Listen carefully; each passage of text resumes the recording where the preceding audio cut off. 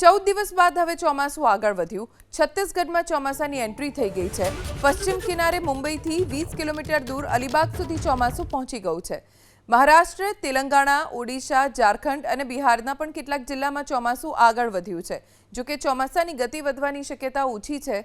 ચોમાસાના પવનો નબળા છે. આવા સમયે મધ્યપ્રદેશ, વિદર્ભ અને ઉત્તર પ્રદેશમાં ચોમાસા માટે હજુ એક અઠવાડિયા સુધી રાહ જોવી પડી શકે છે. તો દિલ્હી, હરિયાણા અને પંજાબમાં જુલાઈ સુધી રાહ જોવી પડશે. હવામાન વિભાગની આગાહી છે કે પશ્ચિમ કિનારે ચોમાસાના પવનોને અરબી સમુદ્રમાંથી સતત ભેજ મળવાના કારણે પશ્ચિમી દરિયાકાંઠાના રાજ્યોમાં આખું અઠવાડિયું વરસાદ વરસશે.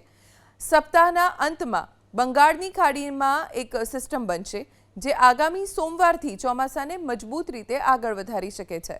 હવામાન વિભાગની આગાહી છે કે પશ્ચિમ કિનારે ચોમાસાના પવનોને અરબી સમુદ્રમાંથી સતત ભેજ મળવાના કારણે પશ્ચિમી દરિયાકાંઠાના રાજ્યોમાં આખું અઠવાડિયું વરસાદ વરસશે. સપ્તાહના અંતમાં બંગાળની ખાડીમાં એક સિસ્ટમ બનશે, જે આગામી સોમવારથી ચોમાસાને મજબૂત રીતે આગળ વધારી શકે છે.